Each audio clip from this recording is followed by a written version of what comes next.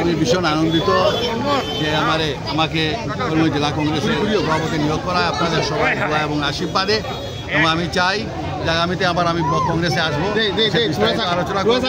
দেরি হয়ে গেছে, তার জন্য আমি এখন চলে যাচ্ছি। আমি চাই যে এই কংগ্রেস নতুন এক কংগ্রেস আমি গঠন করবো, এটা আমি গ্যারেন্টি দিলাম। নতুন এক কংগ্রেস, এবং আমাদের এই কংগ্রেসে কোনো নেতা থাকবে না, সবাই কর্মী থাকবে।